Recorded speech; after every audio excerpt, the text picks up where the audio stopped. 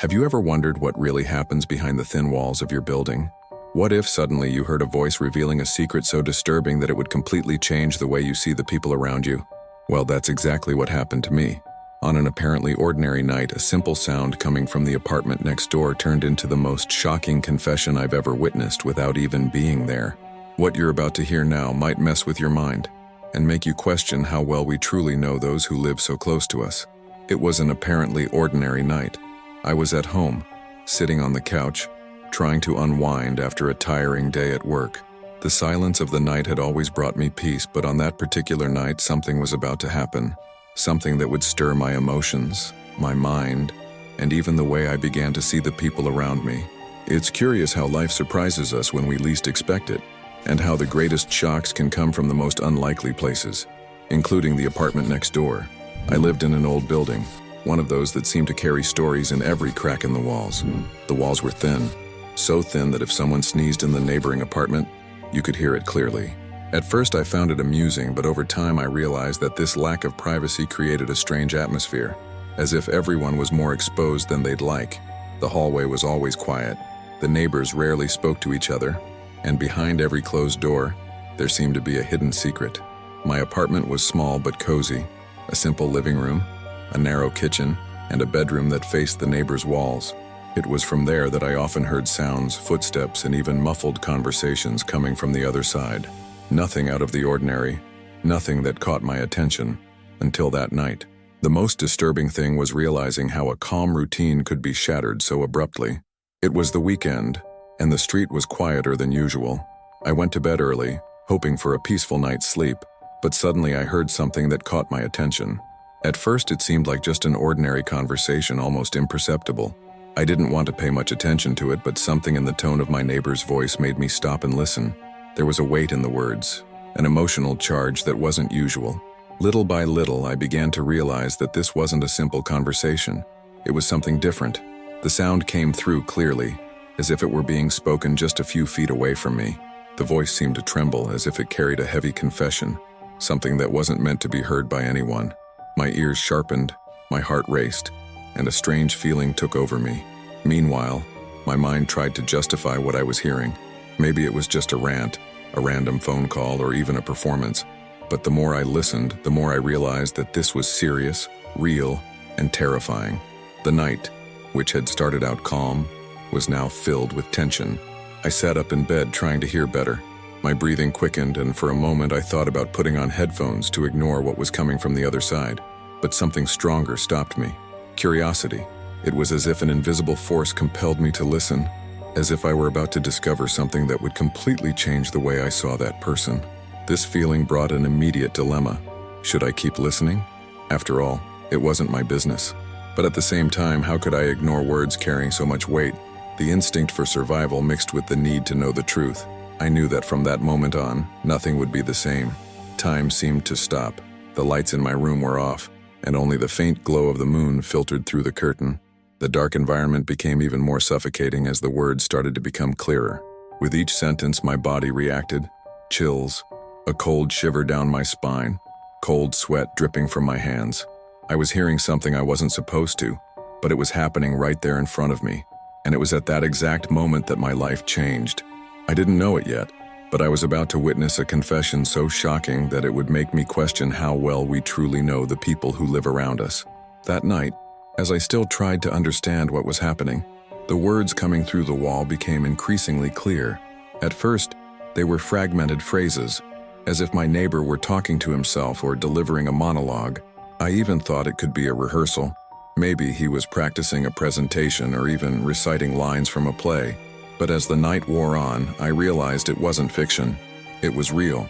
There was something in the tone of his voice that gave me chills. It wasn't a simple rant. It was heavy, laden with guilt and tension. The sound seemed to vibrate through the wall and echo inside my head.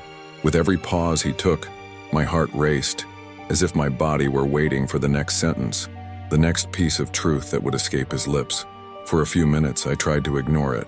I put the pillow over my head, took deep breaths, and tried to convince myself it wasn't important. But the silence that followed was always interrupted by even more disturbing words. I wasn't prepared for what I was hearing, but I couldn't stop anymore. It was like a sudden addiction. The more I heard, the more I needed to hear. I remember getting up and pressing my ear against the wall, almost instinctively. The coldness of the painted surface contrasted with the heat of my body on high alert. I closed my eyes and focused on the sounds. That's when I noticed something strange. There was no other voice. He wasn't talking to someone, nor did he seem to be on the phone. It was as if he were confessing something out loud, alone, perhaps to ease his own conscience. And that made everything even more terrifying. The phrases started to make sense. Words like guilt, I didn't want to, no one can know, echoed more and more clearly. My mind began to work quickly, trying to piece together a puzzle I wasn't sure I wanted to complete. Sweat dripped down my forehead, and the feeling that I was about to uncover something terrible only grew. With every passing minute, my room turned into a stage of tension. The distant sound of cars on the street seemed to vanish, and the only sound that mattered was that voice. It was as if the whole world had stopped so I could hear that confession. The silence of the night was now filled with words that shouldn't be spoken, let alone heard. Suddenly, a detail made my spine freeze. He mentioned a name I didn't recognize, but it seemed important to him. The way he spoke, the heavy tone of regret, made it clear that this person had been a key part of whatever had happened. My heart raced. I was hearing the beginning of a story much bigger than I could imagine. For a moment, I thought about recording what I was hearing. I grabbed my phone, opened the recording app, but my hands were shaking so much I could barely hold the device. Deep down, I knew recording would be crossing a dangerous line. It would mean getting involved in something that could change my life forever. So I turned off the screen and just stood there, listening. The hours seemed to drag on. I no longer knew if it was midnight or morning. All that mattered was that voice, that confession growing in intensity. He cried at times. At others spoke so softly, it was hard to understand. But one thing was certain. The weight of what he was confessing was real, and it was consuming me from the inside. Paranoia started to take over. I looked at the door, the window, as if at any moment he might realize I was listening. The fear of being discovered mixed with the need to know more. I was trapped in an invisible dilemma, unable to leave, unable to ignore what was happening. It was then that I realized what was at stake wasn't just a neighbor's confession, it was my own sanity. I could no longer turn off my mind, nor pull my ears away. That night had become a labyrinth I wasn't sure I could escape. The night wore on, and I had no idea how many hours had passed since that voice began echoing through the walls. The silence of the building, which was usually comforting, now seemed to conspire against me. Every sound stood out, every word pierced deeply, and then without warning, the confession took shape. His voice was choked, as if each syllable was being forcibly torn from his throat. The tone shifted between anger and despair, like someone blaming themselves while simultaneously trying to justify their actions. Until I clearly heard, I didn't want it to end like this. My breath faltered. This was no longer just a random rant. It was the memory of something serious, something that tormented him every night. He spoke about a meeting, a decisive moment that had spiraled out of control.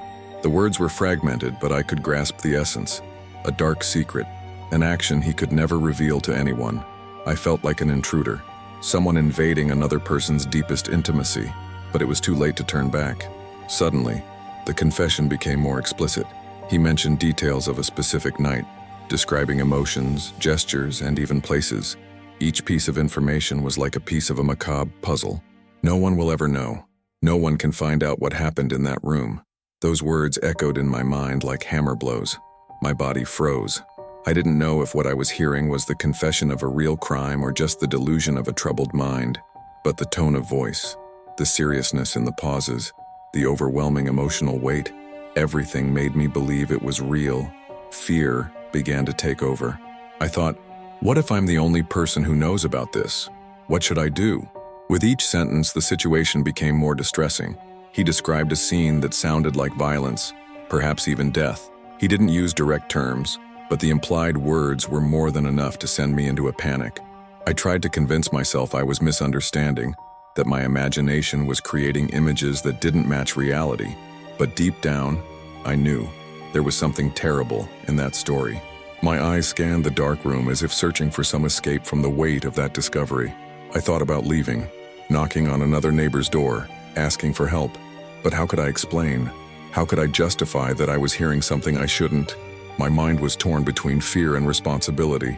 It was at that moment that he began to cry, a deep, desperate cry, as if, by confessing, he was reliving every detail of what he had done. The sound pierced through the wall like invisible daggers, cutting through my sleep, my peace, my sanity. I was hearing not just a confession, but the reflection of a tormented soul. And then came the sentence that changed everything. If anyone finds out, I'll end it all. The impact of those words made me tremble from head to toe. A threat against himself, against others? I didn't know. I only knew one thing for sure. Now I was involved. I, a simple neighbor who just wanted to rest, had become part of something much bigger. At that moment I realized it wasn't just curiosity keeping me listening.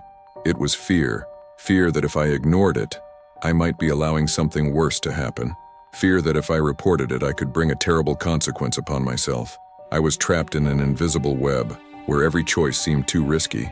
The clock showed almost 3 a.m. when his voice finally began to fade. The sobs became more spaced out until silence reigned again. But it wasn't the same silence as before. Now, every shadow seemed to watch me. Every corner of my room seemed to hide a secret. I knew my life had changed. I had heard a confession I could never forget. And from that moment on, the real torment wouldn't come from the words that echoed through the wall, but from the burden of carrying a secret that wasn't mine, but that could destroy everything. The silence of that early morning didn't bring me rest. On the contrary, it was suffocating. The words that pierced through the wall wouldn't stop echoing in my mind, as if they were etched on a broken record, repeating endlessly. The struggle that began within me was devastating. On one side, my conscience screamed that I couldn't just ignore what I'd heard. If this was truly a confession of something terrible, a crime, perhaps even a murder, I had a moral responsibility to act. On the other side, fear paralyzed me. What if I was misunderstanding? What if it was just a misinterpreted rant? I'd risk accusing an innocent person, ruining someone's life based on words spoken in the dead of night. This doubt ate away at me. I got up, paced back and forth in the room, stared at the wall as if it could give me answers. My mind was torn between acting and remaining silent. With every step I took, my heart seemed to warn me that any decision would have irreversible consequences. The paranoia began to intensify. I started looking out the window for strange movements. The building's hallway, once indifferent, now seemed to hide secrets in every shadow. I felt as if I were being watched even though I was alone. The fear that he might somehow discover I'd been listening tormented me. How would he react if he knew? My mind wouldn't stop creating scenarios. I imagined knocking on his door and confronting him. The mere thought made my body freeze. I pictured myself standing in front of him, facing eyes filled with guilt and anger, and the scene always ended badly in my imagination. Then I thought about the police. Would that be the best solution? But how would I explain? I had no proof, just words heard through a wall. Who would believe me? The following hours were consumed by this internal conflict. I felt like a prisoner in my own home. Every time I rested my head on the pillow, my mind recreated the scene he had described as if I had been there. It was a silent torment that wouldn't let me rest. The next day, as I left for work, the simple act of crossing the hallway took on a new weight of tension. I knew that at some point I'd come face to face with him. When that happened, would I be able to act naturally? Or would my expression betray what I'd heard? That possibility terrified me. And, as if fate were playing with my psyche, that encounter happened sooner than I expected. There he was, standing in front of the elevator, looking at his phone as if nothing had happened. He seemed like just another ordinary neighbor, with casual clothes and a calm demeanor. But I knew there was something dark behind that facade. At least, that's what I believed. When our eyes met, a shiver ran through my body. I tried to smile, as if just greeting him out of politeness, but my mouth barely moved. He, on the other hand, seemed indifferent, as if he had no awareness of the weight of the words he'd spoken hours earlier. That normalcy was what disturbed me the most. How could someone carry such a heavy secret and still act as if nothing had happened? That contrast left me even more torn. Part of me wanted to believe I'd misinterpreted everything, that it was just the product of a tired and paranoid mind. But another part kept reminding me of every detail, every guilt-laden word. What if I was the only indirect witness to something terrible? Would staying silent make me complicit? The following days were torture. I could no longer work properly, couldn't talk to anyone without that memory resurfacing. I began to observe every move my neighbor made, trying to find clues, any hint that would confirm or dispel my suspicions. but everything seemed too normal, and that normalcy was exactly what scared me the most. Inside me, the war continued, the fear of acting and the burden of staying silent. The line between reality and imagination began to blur. I no longer knew if I was uncovering a secret or creating a monster in my own mind. But one thing was certain, that internal conflict was consuming me, and I knew that, sooner or later, I'd be forced to make a decision. The following nights became unbearable. I tried to lie down, close my eyes, but as soon as silence filled the room, my mind reconstructed every detail of the confession I'd heard. It was as if that voice had seeped into the walls, eternally repeating those phrases I couldn't forget. I was at my breaking point and I knew I couldn't stay like this forever. That's when I decided to act. I couldn't keep carrying that weight, living in the limbo between truth and illusion. I grabbed my phone and started dialing the police. My hands were shaking so much I could barely press the keys. But before completing the call, I hesitated. How would I explain this? What proof did I have? It would be the word of a tormented neighbor against the silence of a seemingly normal man. The doubt gnawed at me. The next morning, I mustered the courage for a different approach. I began to observe every detail of his apartment. The windows, the times he left, how long he stayed out. It was as if I'd turned into an amateur detective, trying to find concrete evidence to confirm my suspicions. But the more I watched, the more confused I became. Nothing seemed out of the ordinary. Until one of those nights, the confession returned. I was about to fall asleep when the voice pierced through the wall again. But this time it was clearer, more intense, almost desperate. He repeated phrases like, "I can't take it anymore," and, "If anyone finds out, it's all over for me." The desperation was palpable. My heart raced. I could no longer ignore it. I grabbed my phone again. I opened the recording app and this time didn't hesitate. I pressed the button and recorded every word. My breathing was heavy, my fingers sweaty, but I knew I had to keep that evidence. It was my only way to not seem crazy, to prove that this had really happened. With the recording in hand, I spent the night awake, debating whether to turn the audio over to the police. The fear, however, still paralyzed me. What if he found out I was recording? What if he decided to confront me? I felt like I was walking a tightrope, about to fall one way or the other. The next day, I decided I needed to face the situation. I walked to his door, hesitating for long minutes before knocking. My hand approached the wood but pulled back every time I imagined what might happen, until finally I gathered the courage and knocked. The sound echoed through the silent hallway. My heart felt like it would leap out of my chest. I waited a few seconds until I heard footsteps on the other side. The doorknob turned slowly, and the door opened. There he was, with the same calm demeanor as always, looking at me as if nothing had happened. "Hey, need something?" he asked with a polite smile. For a moment I lost my words. What could I say? That I'd heard a disturbing confession through the wall?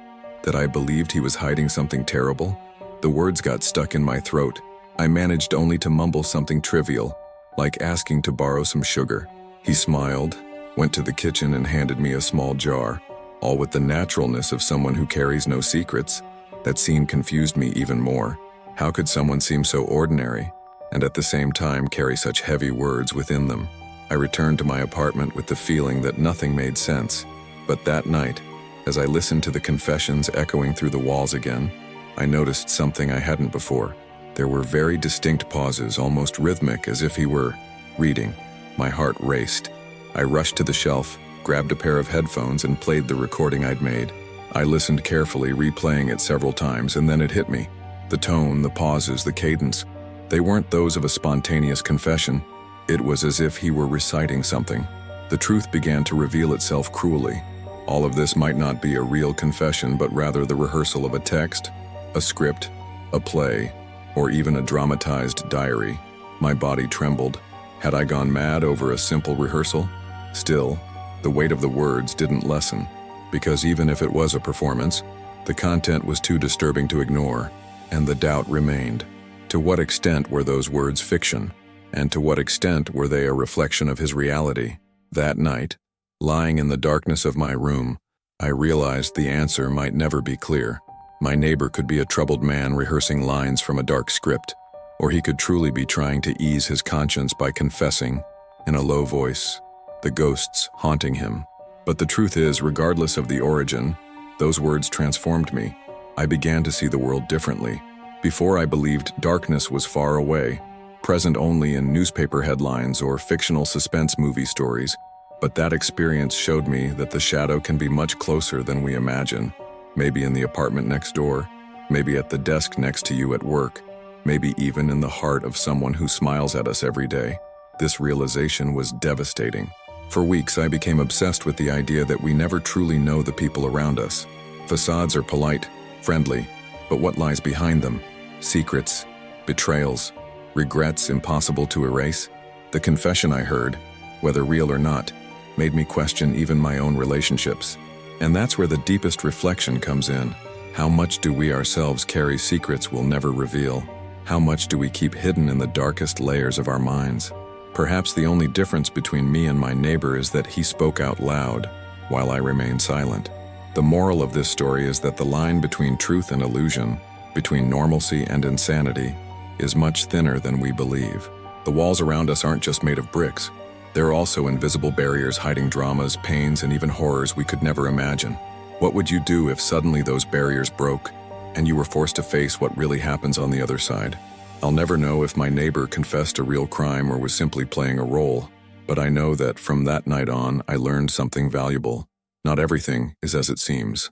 Sometimes the greatest mystery isn't in the stories told in books or movies, but in the silence hiding behind a closed door. And now I ask you, if you were in my place, what would you do? Would you call the police, ignore it, and move on with your life? Or would you let curiosity consume you until you lost your own peace? The answer may seem obvious, but believe me, when you find yourself staring into the abyss, nothing is as simple as it seems. This story carries a powerful message. Never underestimate the unknown. What you hear, what you see, or even what you feel can carry truths you're not prepared to face. But at the same time, it also reminds us that we need to maintain our sanity, distinguish the real from the imaginary, and above all, not let other people's secrets destroy our own peace. Thank you for watching this video.